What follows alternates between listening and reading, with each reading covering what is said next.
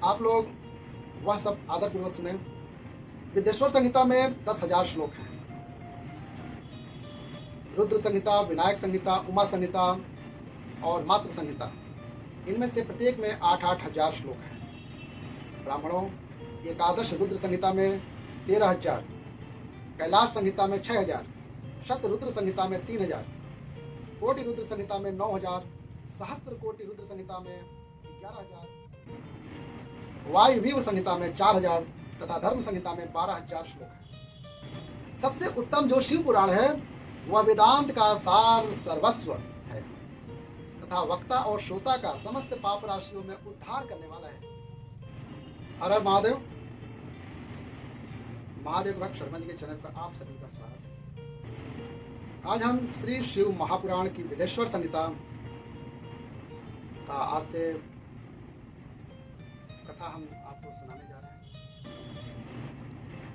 विदेश्वर संहिता में पहला अध्याय प्रयाग में सूत जी से मुनियों का तुरंत पाप नाश करने वाले साधन के विषय में प्रश्न है, जिसका जवाब दिया जो आदि और अंत में तथा मध्य में भी नित्य मंगलमय है, जिसकी समानता अथवा तुलना कहीं भी नहीं है, जो आत्मा के स्वरूप को प्रकाशित करने वाले देवता परमात्मा हैं, जिनके 5 मुख हैं और जो खेल ही खेल में अनायास जगत की रचना, पालन और संहार तथा अनुग्रह एवं तिरोभाव रूप 5 प्रबल कर्म करते रहते हैं, उन सर्वश्रेष्ठ अजर अमर ईश्वर अंबिकापति भगवान शंकर का मैं मन ही मन चिंतन करता हूँ। व्यास जी कहते हैं, जो धर्म का महान क्षेत्र है और जहाँ गंगा यमुना का संगम हुआ है, उस परम पुण्यमय प्रयाग में जो ब्रह्मलोक का मार्ग है, सत्यव्रत में तत्पर रहने वाले महातेजस्वी महाभाग महात्मा मुनियों ने एक विशाल ज्ञान यज्ञ का आयोजन किया।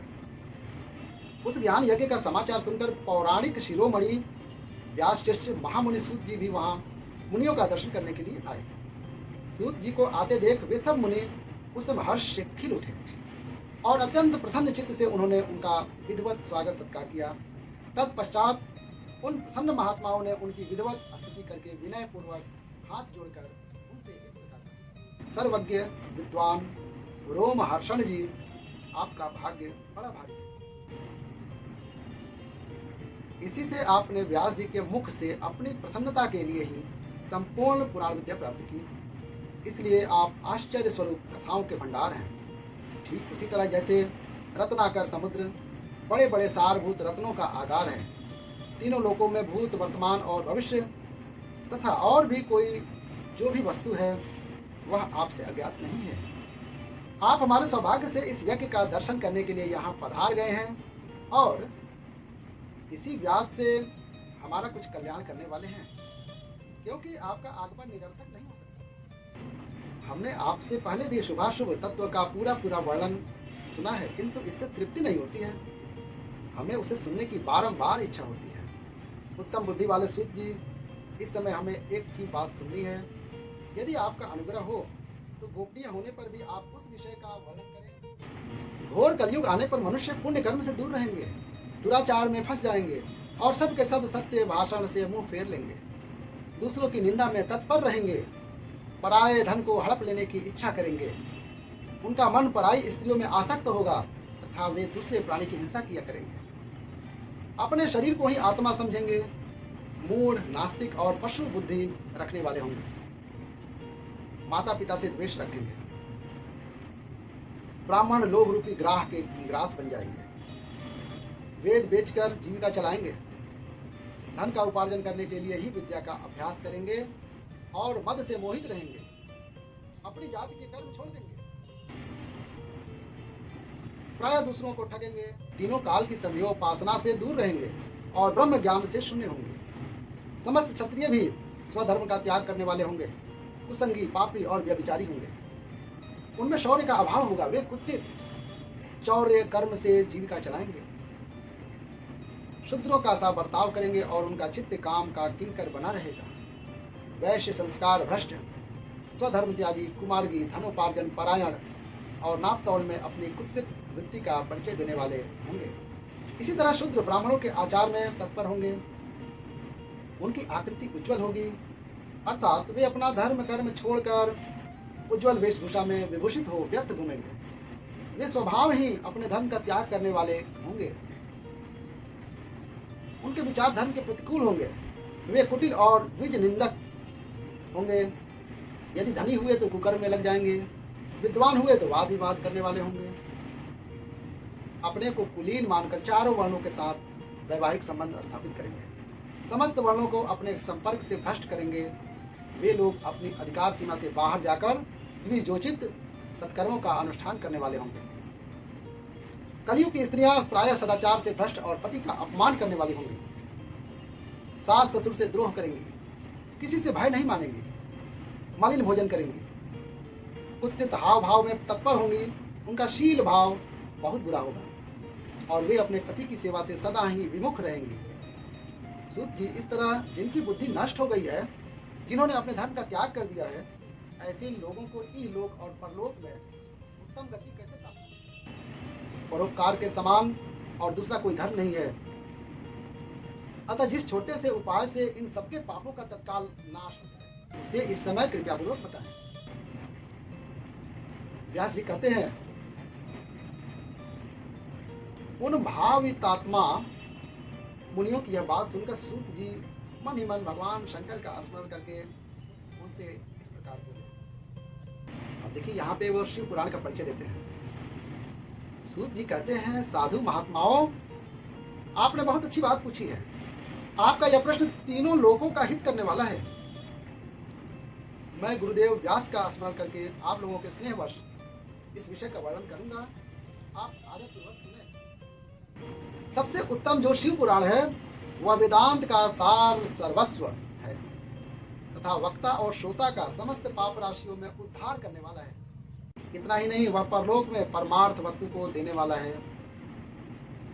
कलि की कल्मष राशि का विनाश करने वाला है।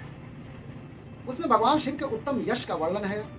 ब्राह्मणों, धर्म, अर्थ, काम और मोक्ष, इन चारों पुरुषार्थों को देने वाला वह पुराण सदा ही अपने प्रभाव को दृष्टि से वृद्धि या विस्तार को प्राप्त हो रहा है। उस सर्वोत्तम शिव पुराण के अध्ययन मात्र से वे कलयुग के पाप सक्त जीव श्रेष्ठतम गति को प्राप्त हो जाएंगे। कलयुग के महान उत्पाद तभी तक जगत में निर्भय होकर विचरेंगे जब तक यहाँ शिव पुराण का उदय नहीं होगा। इसे वेद के तुल्य माना गया है।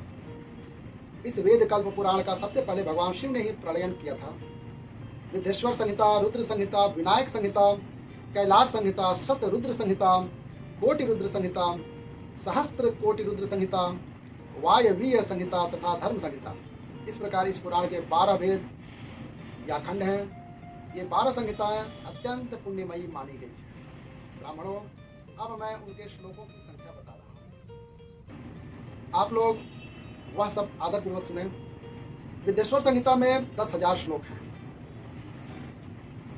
रुद्र संहिता, विनायक संहिता, उमा संहिता और मातृ संहिता, इनमें से प्रत्येक में 8-8 हजार श्लोक हैं। ब्राह्मणों, एकादश रुद्र संहिता में 13,000, कैलाश संहिता में 6,000, शत रुद्र संहिता में 3,000, कोटि रुद्र संहिता में 9,000, सहस्त्र कोटि रुद्र संहिता में 11,000, वायवीय संहिता में 4,000 तथा धर्म संहिता में 12,000 श्लोक। इस प्रकार मूल शिव पुराण की श्लोक संख्या 1 लाख है, परंतु व्यास जी ने उसे 24,000 श्लोकों में संक्षिप्त कर दिया है। पुराणों की क्रम संख्या के विचार से इस शिव पुराण का स्थान चौथा है। इसमें 7 संहिताएं हैं। पूर्व काल में भगवान शिव ने श्लोक संख्या की दृष्टि से 100 करोड़ श्लोकों का एक ही पुराण ग्रंथित किया था। सृष्टि के आदि में निर्मित हुआ वह पुराण संहिता अत्यंत विस्तृत था। फिर द्वापर आदि युगों में द्वैपायन, व्यास आदि महर्षियों ने उस पुराण का 18 भागों में विभाजन कर दिया। उस समय संपूर्ण पुराणों का संक्षिप्त स्वरूप केवल 4 लाख श्लोकों का। उस समय उन्होंने शिव पुराण का 24,000 श्लोकों में प्रतिपादन किया। यही इसके श्लोकों की संख्या है। यह वेद तुल्य पुराण 7 संहिताओं में बटा हुआ है। इसकी पहली संहिता का नाम विदेश्वर संहिता है। दूसरी रुद्र संहिता समझनी चाहिए। तीसरी का नाम शत रुद्र संहिता, चौथी का नाम कोटि रुद्र संहिता, पांचवी का नाम उमा संहिता, छठी का नाम कैलाश संहिता, सातवीं का नाम वायवीय संहिता, इस प्रकार ये 7 संहिताएं मानी गई हैं। इन 7 संहिताओं से युक्त दिव्य शिव पुराण वेद के तुल्य प्रामाणिक तथा सबसे उत्कृष्ट गति प्रदान करने वाला है। यह निर्मल शिव पुराण भगवान शिव के द्वारा ही प्रतिपादित है। इसे शैव शिरोमणि भगवान व्यास ने संक्षेप में संकलित किया है। यह समस्त जीव समुदाय के लिए उपकारक, त्रिविध तापों का नाश करने वाला, तुलना रहित एवं सत्पुरुषों को कल्याण प्रदान करने वाला है। इसमें वेदांत, विज्ञानमय, प्रधान तथा निष्कपट निष्काम धर्म का प्रतिपादन किया गया है। यह पुराण ईर्ष्या रहित अंतःकरण वाले विद्वानों के लिए जानने की वस्तु है। इसमें श्रेष्ठ मंत्र समूहों का संकलन किया गया है तथा धर्म, अर्थ और काम इस त्रिवर्ग की प्राप्ति के साधन का भी वर्णन है। यह उत्तम शिव पुराण समस्त पुराणों में श्रेष्ठ है। वेद वेदांत में वेद्य रूप से विलसित परम वस्तु परमात्मा का इसमें गान किया गया है। जो बड़े आदर से इसे पढ़ता है और सुनता है वह भगवान शिव का प्रिय होकर परम गति को प्राप्त कर लेता है। अब वीडियो को हम यहीं समाप्त करते हैं। ये विदेश्वर संहिता की अध्याय 1 और अध्याय 2 थी। और वीडियो अच्छा लगे तो प्यारा सा लाइक दे दीजिएगा।